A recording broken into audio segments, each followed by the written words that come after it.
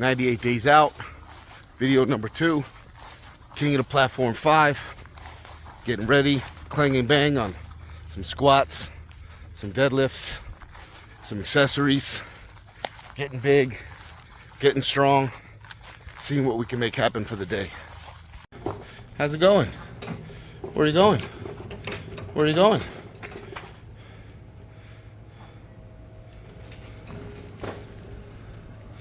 What's up? Chicken butt.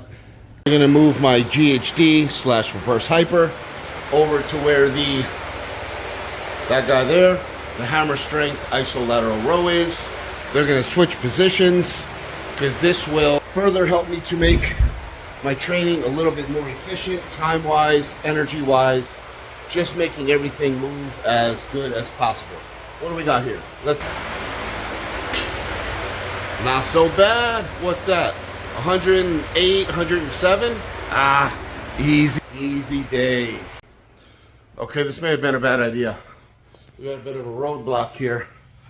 And in a period of 10 minutes, I've dropped the rowing machine on my foot, the transformer bar on my head, and just wear myself out completely. And now we are here. Somehow gonna get all this back and then squat and deadlift. So now that I've spent the last 35 or so minutes moving literal hundreds of pounds of equipment around the shed, probably completely destroying my workout, just so I can put this hammer strength isolateral row in a position where I can use it, and the weight horns are facing the squat rack and perpendicular to the Smith machine, so I can use the weight plates more efficiently without having to drag them around the shed in between equipment and trying to create a more efficient training area. I know it'll pay off in the future. I hope.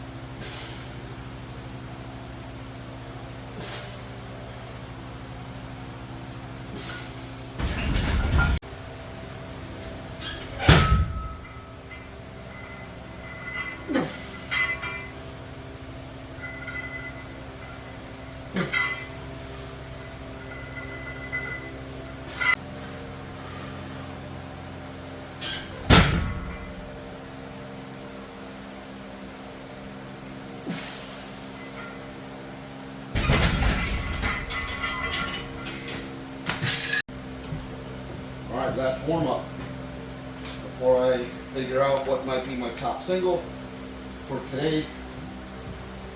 I have written down 465, but I have to learn this prep that just because I have it written down does not mean that's what I have to do that day. I need to be able to adjust and move as my body allows me through training. So if this moves exceptionally well, we'll go to 465. If not, I will adjust.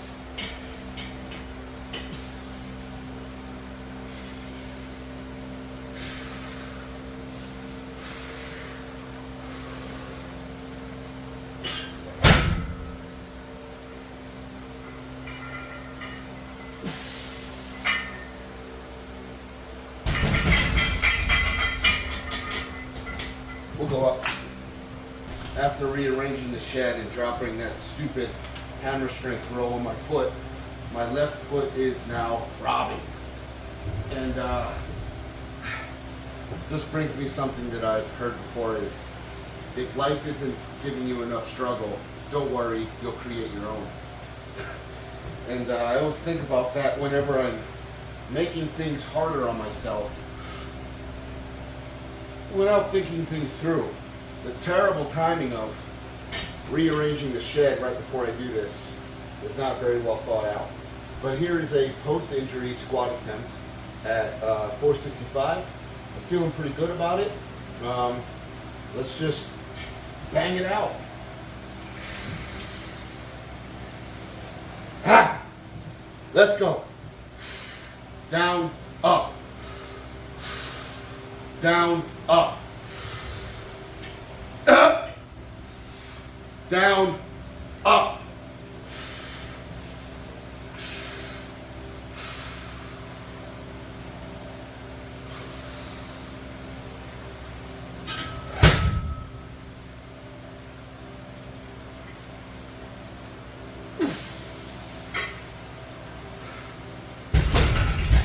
Okay, let's go. Just tried to get under the bar and it's slipping because how sweaty I am. So I gotta dry off a little bit. Shed did heat up a little bit. All right, let's go. Down, up, easy work, power.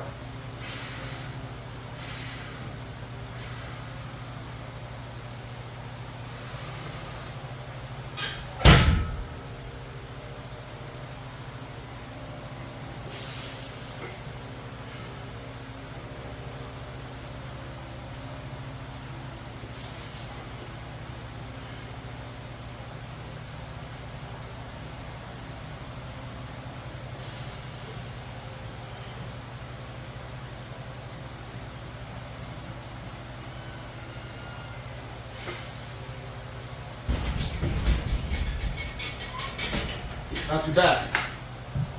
Set 3. I'm trying to dunk these. Set 2 felt pretty good. Let's go. Ah, let's go. Down, up. Down, up. Ah!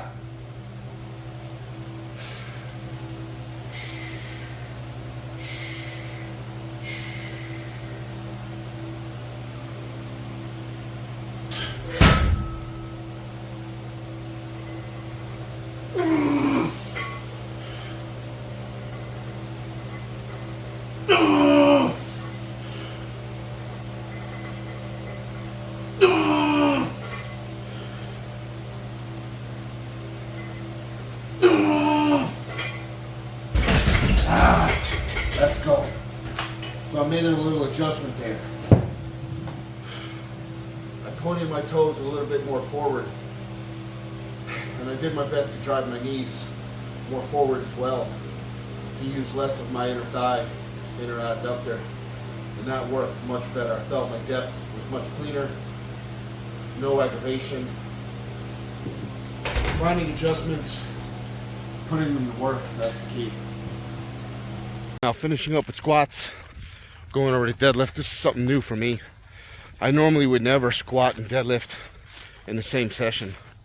So doing this now is quite different for me, but I'm getting more touches on the squat bar.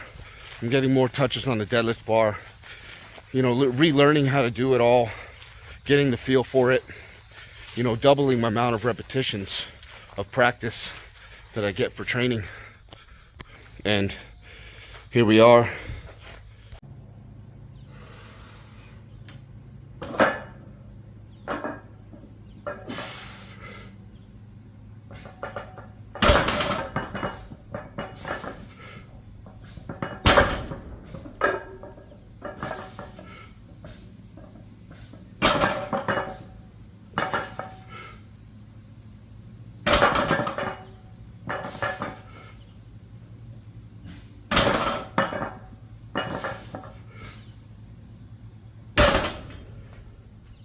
Okay, so here we are now, setting up for some sumo RDLs on this Mike Bartos PR platform, and it'll be at 180 kilogram plus these red bands here, red minis, just one bar above where the bar is. So almost immediately after breaking the bar off the rack, band tension will come into play. And this rack is 2.5 inches off the ground from plate to ground. It's about 2.5 inches elevated. And we're doing this on a stiff bar.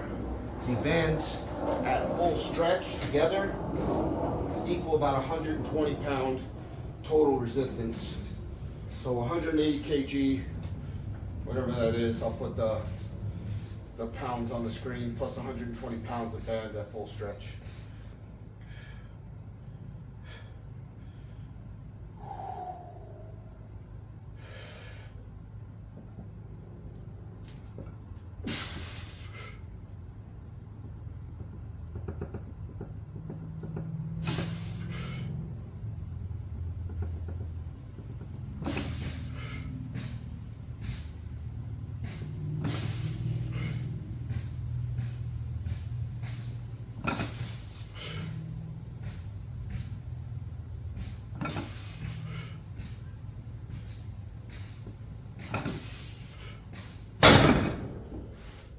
So in that first set, felt kind of goofy. It's been quite some time, maybe a year or longer, that I've ran sumo RDLs in my program. But as I get back into training sumo, which the beginning half of the year I was primarily training conventional, and this just felt a bit goofy for me. And by the third, fourth, maybe fourth and fifth rep, it kind of was starting to click again. So let's see if I can clean these up and actually do them properly. And by what I mean is, my goal here is when I come down to force my knees out as hard as possible, opening my hips as well as I can, forcing these out. At the same time, I'm not trying to guide the bar down my shins as you normally would in a deadlift. I'm trying to keep at least 3 to 4 inches or further of bar between shin to get that RDL motion, which hips back. So it's hips back, knees out, hips back, knees out. When I get to the bottom, I start to feel the band tension releasing. I stop the range of motion and then just power up quads as hard as I can. Bang! And it's butt back, knees out, butt back, knees out, butt back, knees out, quads, glute.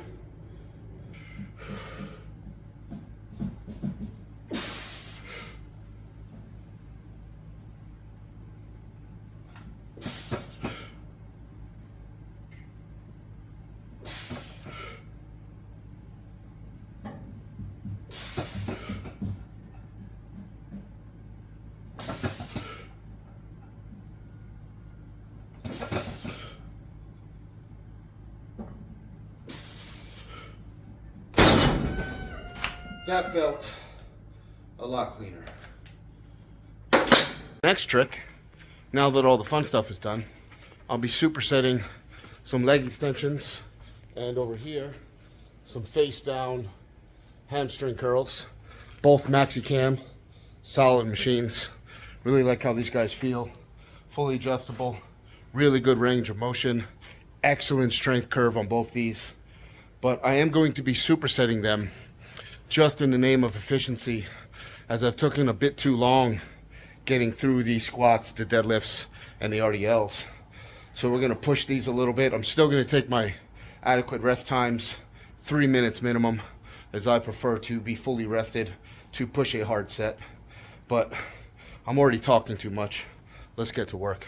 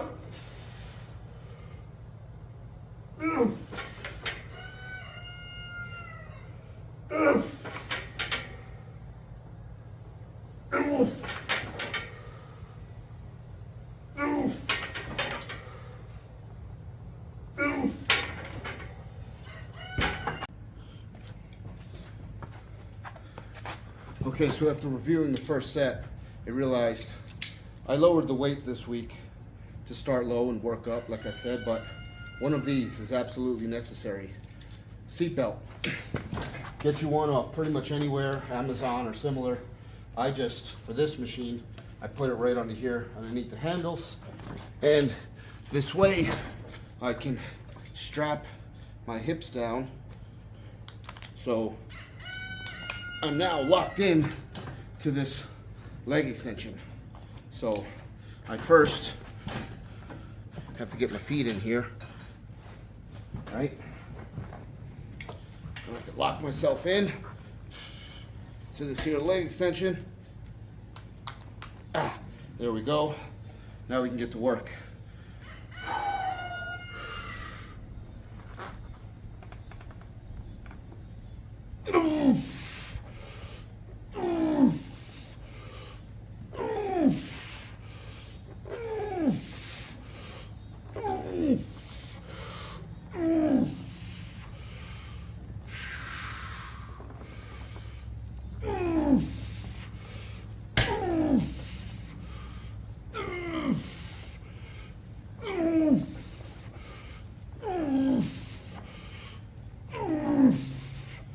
Oh, that was way better than the first set with this, where my hips were just flying up out of the seat.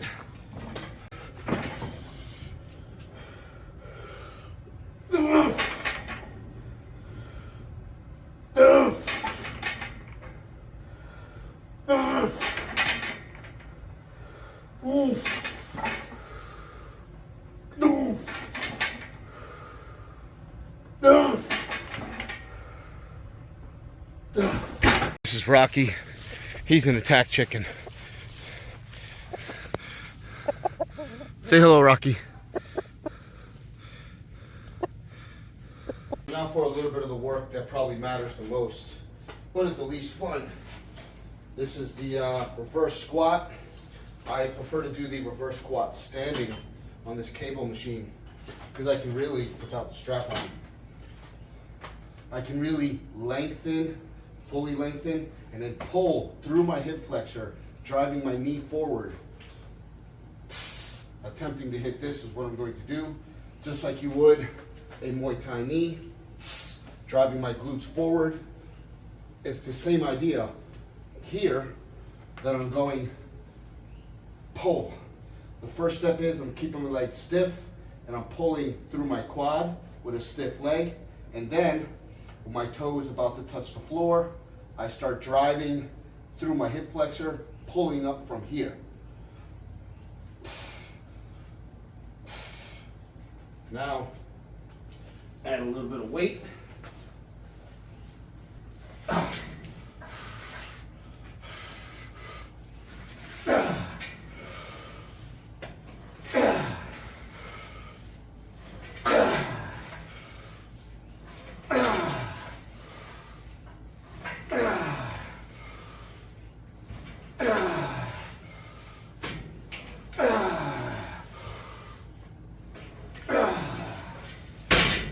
All right.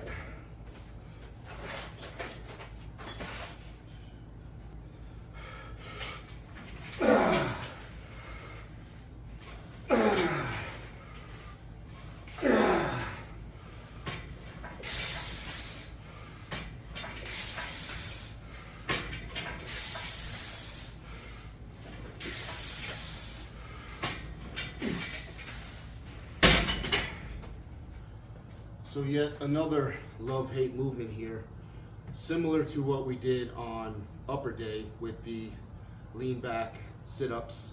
This is going to be a rotational movement.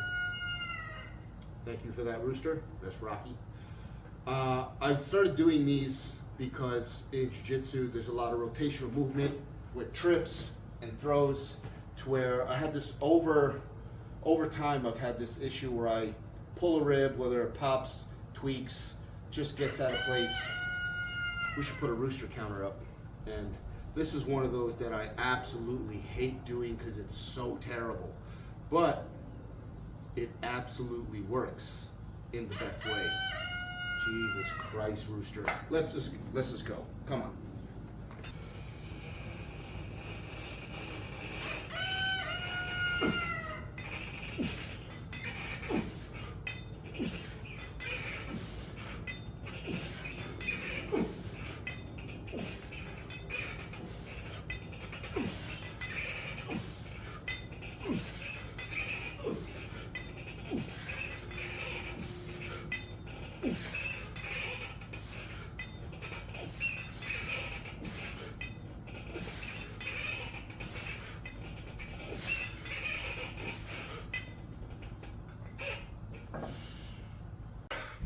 back in the shred shed. I need to get to the abductor machine there, the white one, while the leg press still blocking the door, completely in the way. The reverse hyper GHD way in the way. Somehow, I still have to find the energy to move the leg press back to where it was, the GHD to where the hammer row was, and then do my adductors and abductors for some good girl, bad girl goodness. Whew. Oh my God. So that was a whole lot of work, but the leg press is back in place. The hammer row is back. The GHD is there. Everything else is filled out. We got the squat rack back in place. Just give you a little walkthrough here. We got my Magnum plate loaded tricep machine. Probably one of the best tricep machines on the planet. Pec deck we already went through. Got my GHD, reverse hyper.